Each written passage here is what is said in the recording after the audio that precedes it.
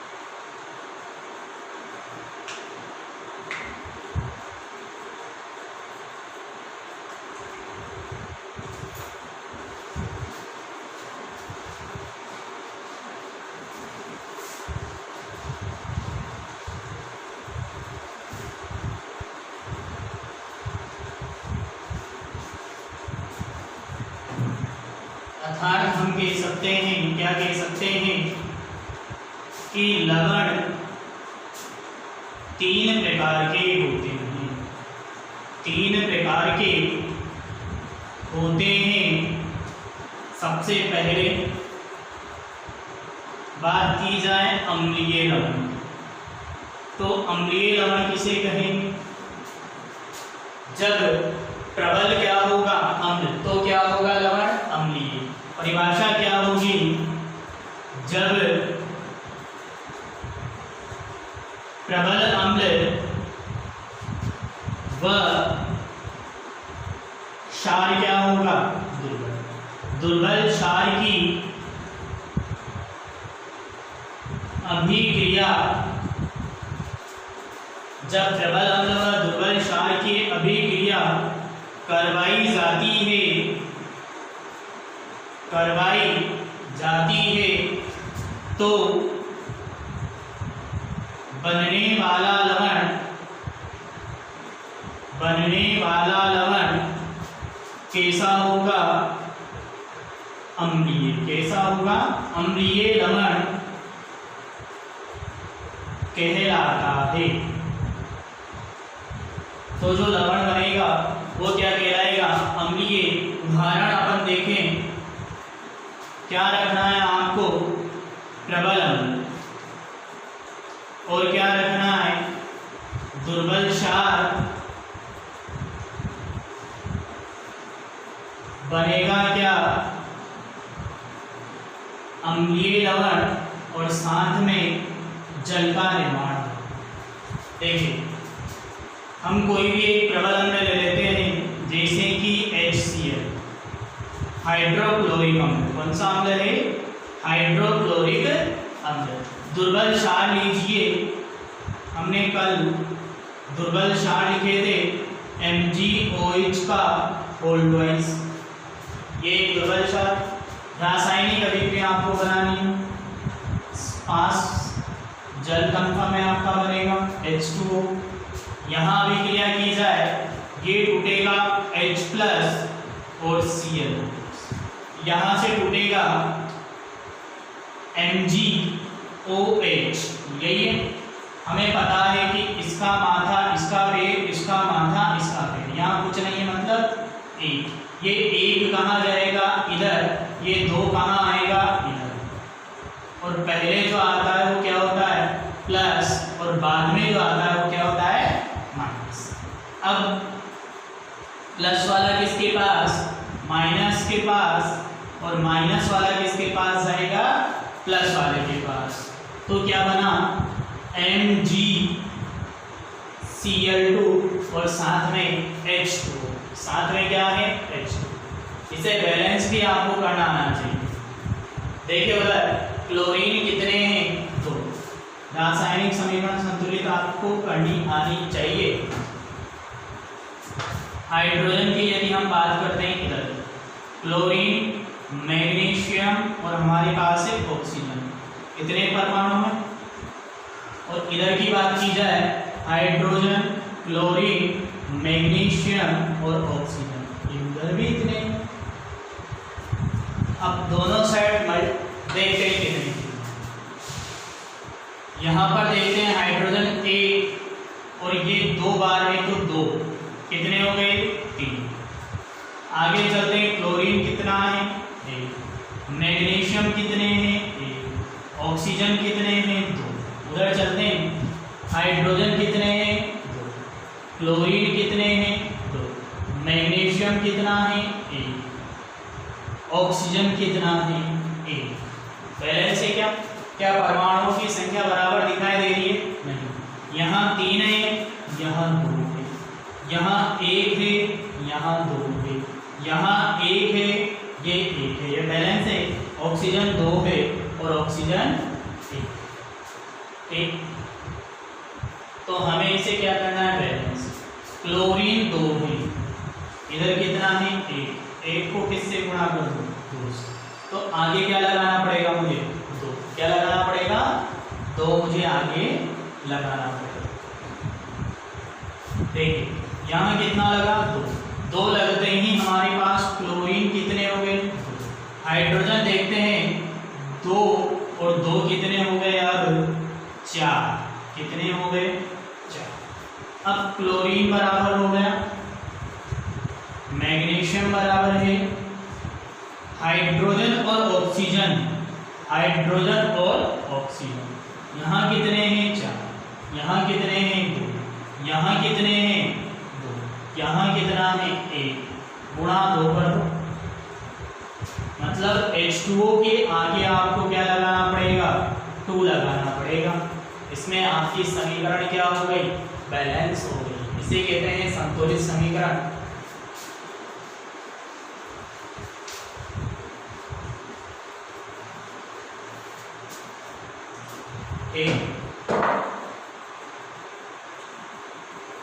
एक और उदाहरण देखते हैं।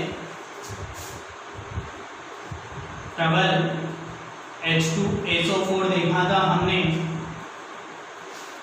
दुर्बल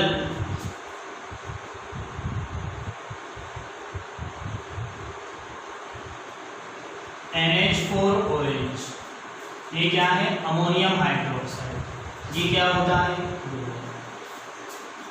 यहाँ तोड़ा जाए H plus SO4 minus 2 NH4 plus OH minus, पता है प्लस वाला वापस किसके पास, माइनस वाले के पास। तो आपके पास वापस क्या बनेगा, जल। उसी के साथ ये NH4SO4 मिक्स है, तो NH4 का क्या हो जाएगा, होल ट्वाइस SO4। ये क्या हो गया, अम्लीय। बैलेंस देखिए 2 4 6 और 1 7, 4 दूनी 8, कितने हो गए 8 और 2 10। बैलेंस नहीं है, बैलेंस करना है, वहाँ NH4 2 है, यहाँ 2 लगाओ। अब देखिए 4 दूनी 8, 4 दूनी 8 और 2 10, SO4 टोटल है, SO4 टोटल है 2 OH,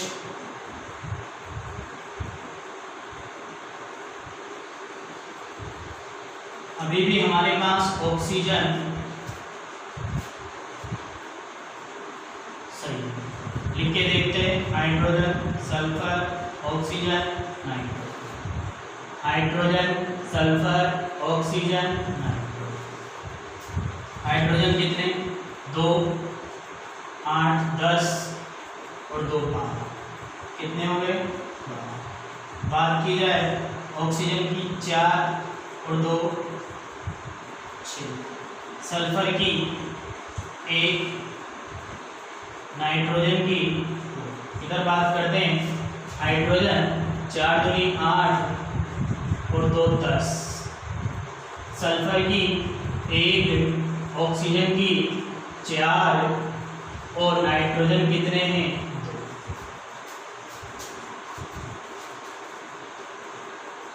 दोनों में कुछ डिफरेंस है, यहाँ कितने और आने चाहिए 2, यहाँ कितने और आने चाहिए 2, तब जाकर आपका क्या होगा बैलेंस।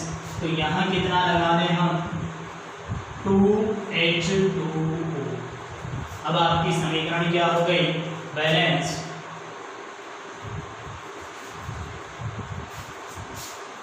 ये समीकरणों को बैलेंस करना चैप्टर नंबर 6 में हम पूरी तरह स्टेप बाय स्टेप सीखेंगे। नाम यदि आपसे पूछा जाए तो इसका नाम क्या है,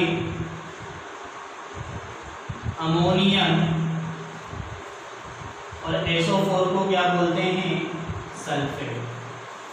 नाम पूछा जाए अमोनियम और OH को क्या बोलते हैं, हाइड्रोक्साइड।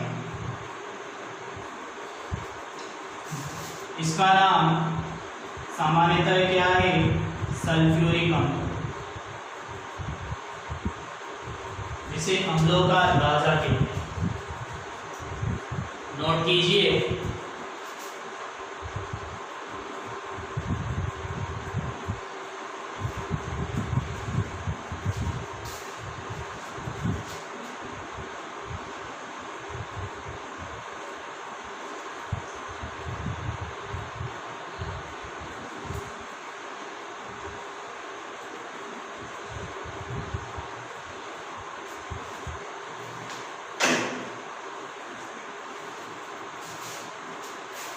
हमारा अगला प्रकार है, देखिए पहला प्रकार खत्म, दूसरा हमारा जो प्रकार है वो क्या है, क्षारीय लवण। कौन सा लवण, क्षारीय लवण। अब परिभाषा वही रहेगी या चेंज होगी। चेंज क्या होगा, सिर्फ और सिर्फ दुर्बल और प्रबल में चेंज आएगा। पहले जो दुर्बल था अब वो क्या हो जाएगा, प्रबल, और पहले जो प्रबल था अब वो क्या हो जाएगा, दुर्बल, और लवण कैसा हो जाएगा, क्षार। परिभाषा क्या होगी कि जब दुर्बल क्षार की क्रिया दुर्बल अम्ल की क्रिया प्रबल क्षार के साथ की जाए, किसके साथ की जाए, प्रबल क्षार के, तो आपका जो लवण बनेगा अब वो लवण कैसा होगा, क्षारीय। कैसा होगा, क्षारीय। तो आपका जो अम्ल है वो कैसा है, दुर्बल। क्षार है वो कैसा है, प्रबल। तो लवण कैसा होगा, क्षारीय। कैसा होगा, तो सिंपल सी परिभाषा क्षारीय लवण की क्या परिभाषा होगी कि जब दुर्बल अम्ल की क्रिया प्रबल क्षार के साथ करवाई जाती है तो बनने वाला लवण क्षारीय लवण कहलाता है। दुर्बल अम्ल प्लस प्रबल क्षार टेंड्स टू क्षारीय लवण। और जब उदाहरण की बात की जाए, दुर्बल अम्ल हमने देखा था CH3COO- या H, एसिटिक अम्ल, एसिटम में जो पाया जाता है, एसिटिक अम्ल प्लस प्रबल क्षार लेते हैं NaOH, एक प्रबल क्षार था सोडियम हाइड्रोक्साइड। इनसे बनेगा CH3COO Na प्लस H2। बनने वाले प्रोडक्ट या लवण का नाम क्या है, सोडियम एसिटेट। बनने का वही तरीका प्लस माइनस में तोड़कर। दूसरा उदाहरण, एक दुर्बल अम्ल है H2CO3, प्रबल क्षार लेते हैं KOH, क्या बनेगा, K2CO3 प्लस H2O, और बैलेंस करने के लिए यहाँ कितना लग गया, 2।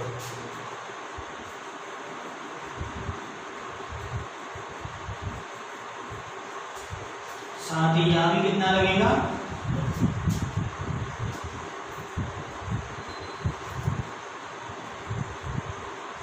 इसका नाम क्या है, कार्बोनिक अम्ल। पोटेशियम हाइड्रोक्साइड, सोडियम हाइड्रोक्साइड, और इसका नाम क्या होगा, पोटेशियम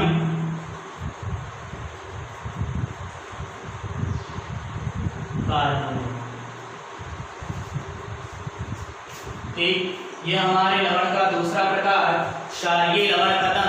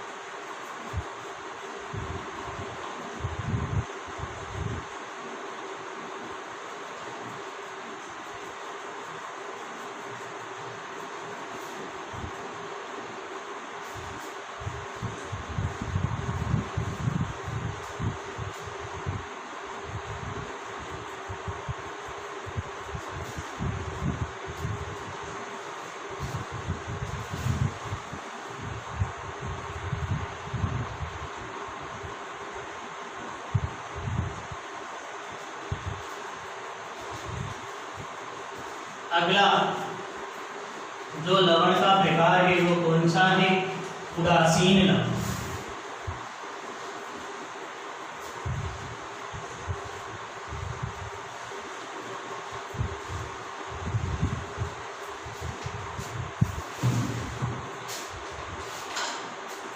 तीसरा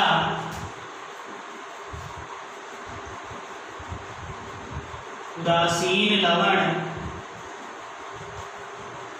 अब आपके अम्ल और क्षार की जो प्रकृतियां हैं वो क्या होगी? समान। किसे कहोगे? वह लवण जिसका निर्माण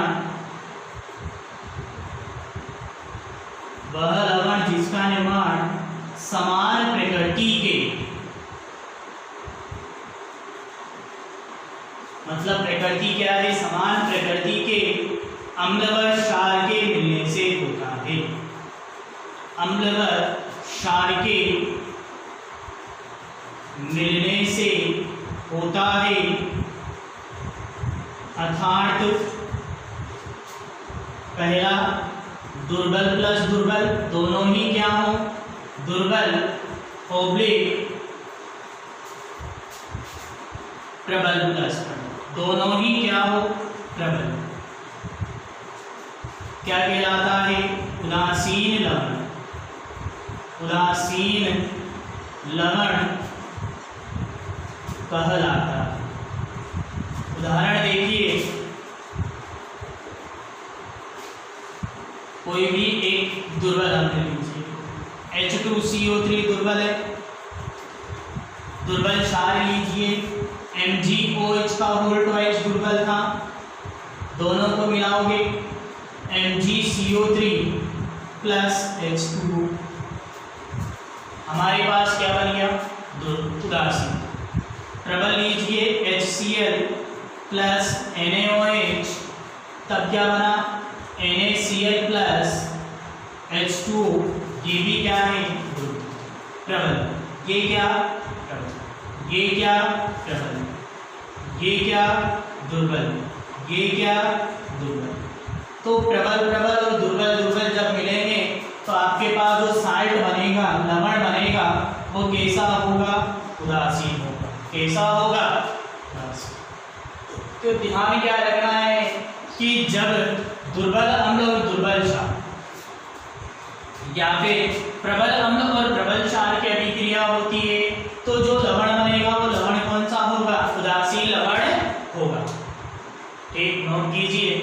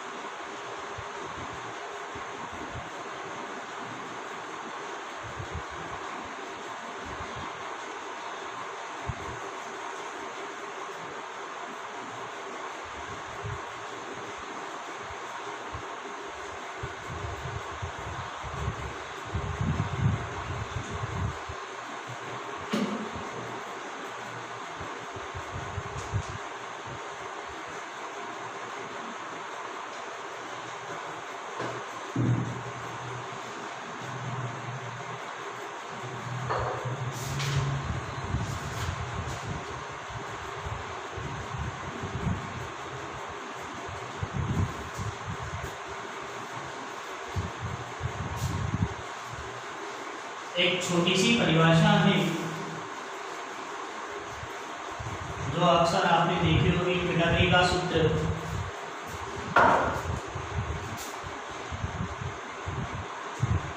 टॉपिक है क्रिस्टलन जल।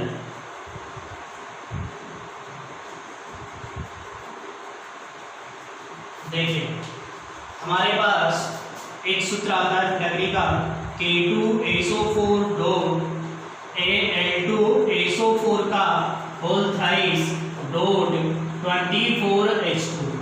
जो ये फॉर्मूला है, ये फॉर्मूला किसका है? पिटागोरस। इसका है पिटागोरस का। ऐसे ही एज इट इज एक और फॉर्मूला है धावन छोड़ा कपड़े धोने का जो सर्फ होता है उसका, Na2CO3 डॉट 10H2। ऐसा ही एक और फॉर्मूला है जिप्सम का। क्या फॉर्मूला है? CaSO4 dot 2H2O। और इसे गर्म करने पर जो बनता है POP plaster of Paris CaSO4 dot इन फॉर्मूलों में आगे जो है ये सब क्या है, लवण है। क्या है, लवण। और इनके पीछे इकाई सूत्र के साथ कुछ जल के अणु जुड़े हुए हैं। इन जल के अणुओं को ही किस नाम से जाना जाता है, क्रिस्टलन जल के नाम से जाना जाता है।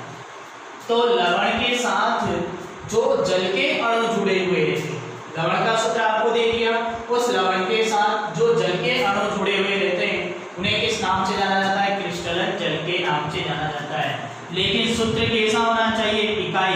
इकाई का मतलब है आगे एक होना चाहिए, ऐसा नहीं है यहाँ 2 3, आगे कितना होना चाहिए, एक होना चाहिए। एक लवण के अणु के साथ जितने जुड़े होंगे उसे किस नाम से जानोगे, क्रिस्टलन जल के नाम से जानो। तो परिभाषा क्या होगी, परिभाषा की बात की जाए तो हमारी परिभाषा क्या होगी कि लवण के इकाई सूत्र को लिखने के लिए लवण के इकाई सूत्र को लिखने के लिए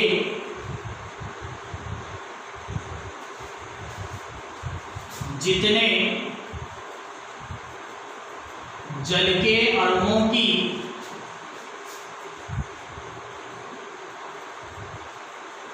लवण के इकाई सूत्र को लिखने के लिए जितने जल के अणुओं की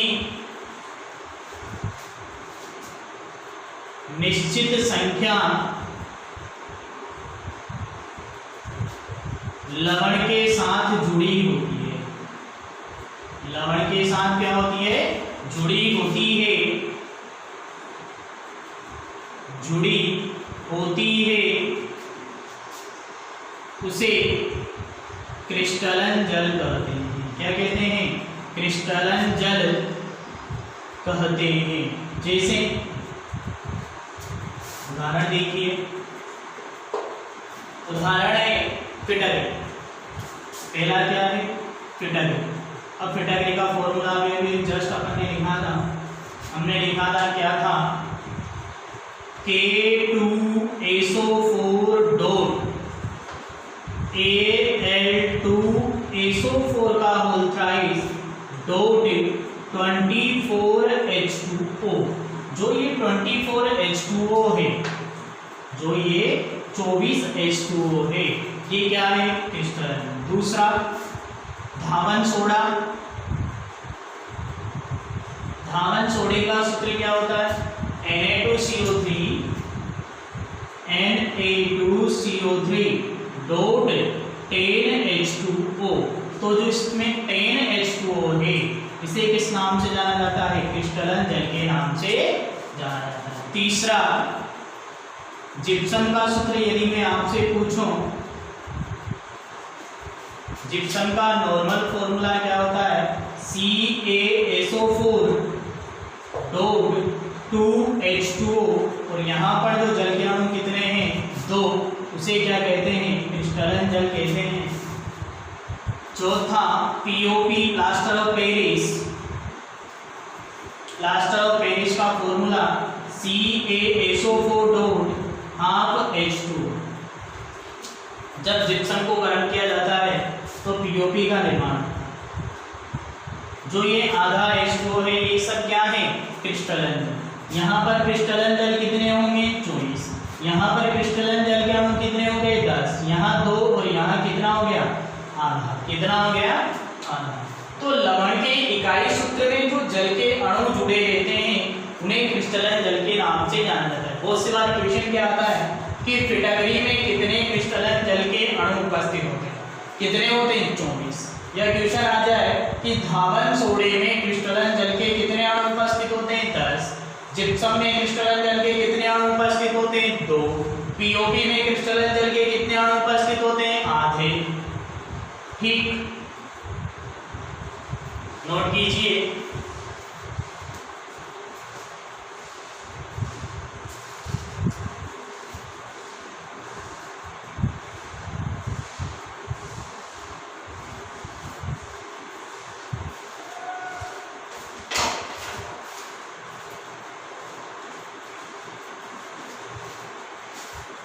आज की वीडियो में इतना ही।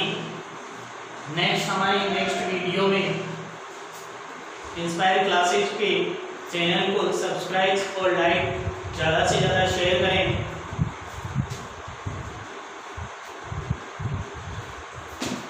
धन्यवाद।